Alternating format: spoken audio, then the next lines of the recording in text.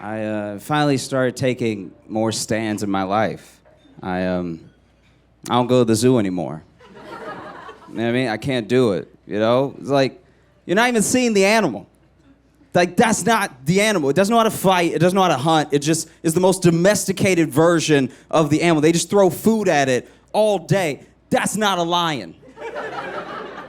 Have you ever seen a zoo lion roar? It can't even roar. It's like, rawr, I guess. Like, it has no confidence. It's never had a struggle in its life, you know? If a zoo lion and me saw a lion from the wild, we would run together. Okay, not the same speed, but the same direction. That zoo lion would be like, he's from the streets! No?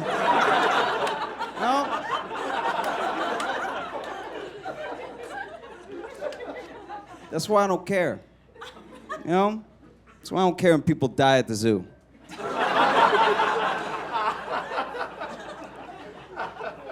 Really? That's the lion that killed you? The Urkel of lions is the lion that the Sheldon of lions is the lion that killed. It didn't even mean to kill you. Zoo animals never mean to kill the person. They just slapped you and were like, the meat's not coming out of this one. I have no idea what's it's. He's being difficult. You know? Plus, honestly, most of us have been to the zoo. And we're here now. Which means we made it. Like, we're clearly not losing any scholars at the zoo. No one who has died at the zoo has ever started a sentence with therefore. Like, we're not losing the best. I can't judge anybody though, because I am truly embarrassed about how much I'm still finding out about the world. You know, like at a certain point, you'd like to feel like an adult and I know things, I have a base of knowledge and I move from there, but that's not the case. I'm learning things every day. This next thing, look, I didn't know. Okay? I did not know. Please don't get mad at me. I had no idea. I had no idea that there were people in this world, the volume and frequency of men in this world, taking a picture of their penis and just sending it to women. I had no idea how it's happening every hour of every day all over the world. They didn't ask for the picture. They don't want the picture, and they can't unsee the picture, you know? But I found this out because it hit close to home. Because you ladies do a thing as well. Where you'll go out, maybe it's by yourself or maybe it's with your friends. You'll go out and you'll meet a guy and you don't really like him. You know what I mean? Like, maybe there's no connection, there's no chemistry. You guys just aren't clicking. I don't know what it is. But you don't really like him. So at the end of the night, he asks you for your number. And you give him your number. But you give him one number off. You give him one number wrong, okay? Maybe it's the first number, maybe it's the last number. It's just not your number. I know that because I've been that number.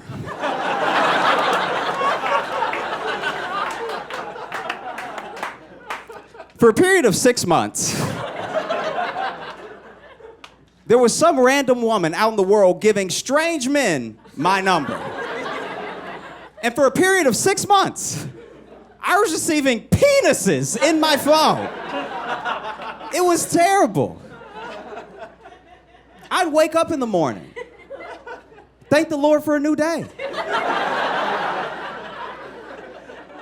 And then I'd do what we all do. I'd roll over and I'd check my phone. See what's going on in the world. See who's thinking about me.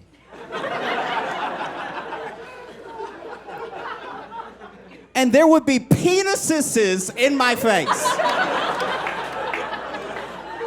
One of the most distressing things about this is that it wasn't even like, hey, what's up, it's Mark from last night, penis. It was just straight to the penis. Like, not even seeing it, who I am, you know? Not even seeing how my day is going.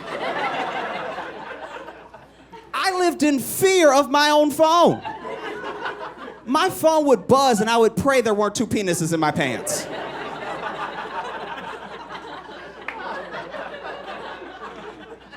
It was so many that honestly I had to figure out what the plural for penises was. And I decided on penises. But I think I've got to stop. I think I got to stop. And this is actually A tip for you ladies if you want to use it. If you want men to stop sending you unsolicited pictures of their penis, all you need to do is what I did, which is send a picture of a penis back. They will not know what to do. They'll be terrified.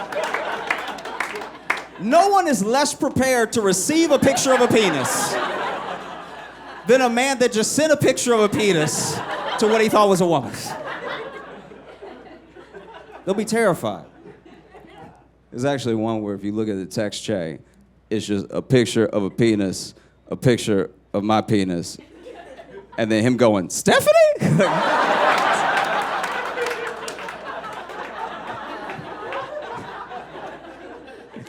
Well, it's hurricane season again. This happens every year. Every year, hurricane season hits 5 major states in the U.S. the hardest. And every year, there are people who refuse to evacuate, and then they die for no reason. Now, these are also 5 states with the highest frequencies and most outlandish cases of discrimination. So I think I figured out how to save these people. If you want to get these people to evacuate, you need to stop naming hurricanes boring white people names. And name them something that these people will actually be terrified of, you know? No one's scared of Hurricane Bobby. I know Bobbies. Bobbies are delightful, okay? The Bobby I know, he bring brisket to brunch. He is amazing. He would never do those things that the news said he was gonna do in my neighborhood.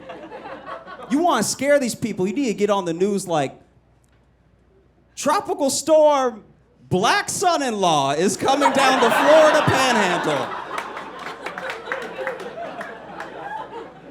It's a tropical storm now, but it could graduate to a Category 5 mixed grandbabies. You know what I mean? Like, you want to get people, truly, you want to get people to get out of Georgia. You can't be like Hurricane Sebastian. Sebastian doesn't even sound like he would hurt anybody. Sebastian sounds like the worst thing that he'd do is roast you about the wallpaper. You know what I mean? He doesn't sound like he's going to rip the roof off. You're going to have to be like, Hurricane Woman President is coming, whether you like it or not. She's headed here. Hurricane Irma. I'm pretty sure Hurricane Irma was one of the least evacuated hurricanes of all time. They didn't even respect her, you know? Because honestly, Irma sounds like she one fall away from not being a hurricane anymore. You want to get these people out of Texas, you need to be like, Hurricane Mexican immigrant millionaire.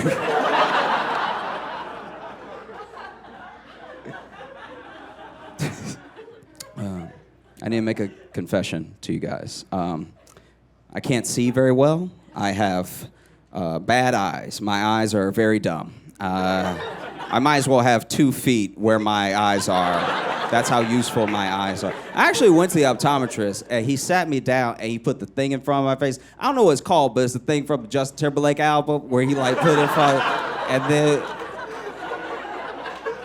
and then he was like, better, worse, better, worse. I was like, oh, it's all bad. Yeah. And he was like, better, worse. I was like, can't you just tell me? He's like, I can't tell you, I don't have your eyes. Just try, better, worse. I was like, none of it's good. And then he put his hands on his knees and exhaled, walked out, and then his nurse walked in and said he rescheduled, and he never did. So my optometrist ghosted me. So my eyes are still very bad.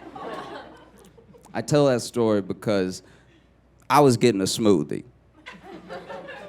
I was getting a smoothie at a Julius Caesar. It's a smoothie place.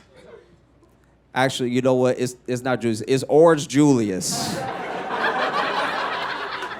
But I couldn't see the sign well until very recently. Someone told me it wasn't Julius Caesar.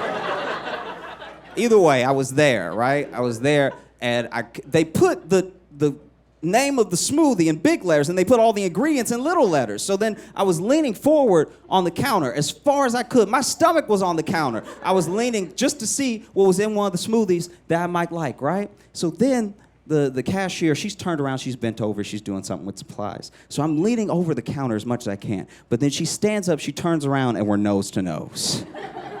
And then she limboed on me. She leaned back as far as she could. And I wanted to explain to her, ma'am, I wasn't trying to kiss you, all right? I have very bad eyes. I actually went to the optometrist. He put the thing in front of my face. I don't know what it's called, but it's the thing from the Justin Timberlake album. But I didn't want to explain all that, so I was just like, I don't love you, and walked away.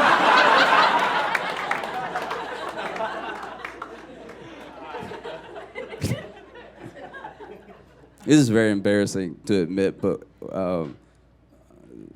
when I was a kid, all the way up until like young adulthood, I thought that I could see the future.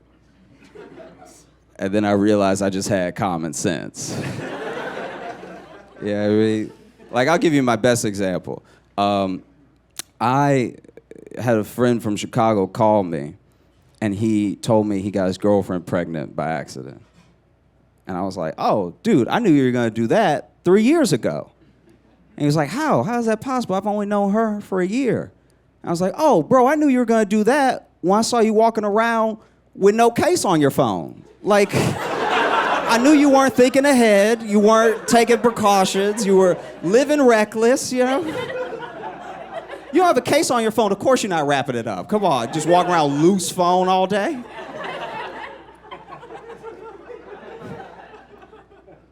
I've also been thinking a lot about the concept of karma, because we misuse the term karma, you know?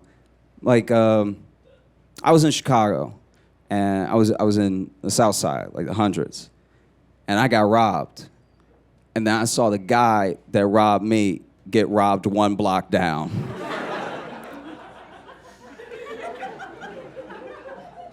That's amazing, but that's not karma. I knew a kid in school. That his favorite pastime was just making fun of fat people. That's all he did, all the time, nonstop. It was like he did it even in front of people. It was to the point where I couldn't hang out with him anymore, you know? And obviously this thing is coming from like an insecurity that he had. So then he got a little bit older, he started working out and everything to the point where he got yoked, like prison ripped, you know what I mean? Like just terrifying, right? And he got so ripped top to bottom, but in the middle section, he had 3 abs. How? Like they're supposed to come in a pack of 6. You're 3 light. That's hilarious, but that's not karma. Karma's about what you did in a past life and, you know, how you handle it in the next life. And burning off your karma has a lot to do with reincarnation and coming back, having many lives and many forms, you know? Because I had a situation with this guy. I was hanging out with my friends and he bumped into me really hard. And it was just the point where I said something. I was like, hey, calm down. There's no fire or anything, you know? And then he got in my face and he wanted to fight me. And it was wild. I was just like, I don't want to fight anybody. It's just you bumped into me, you didn't say anything, you know? And he's nose to nose with me. And he's like, why don't you just go eat some chicken or something?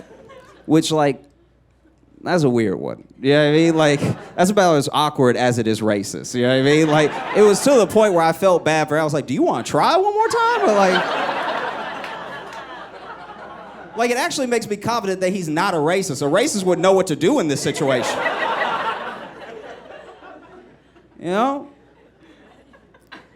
But I've been thinking, if karma is real, and reincarnation is real, and you are a racist, then I hope that you die. I hope that you die and you're reincarnated as a chicken.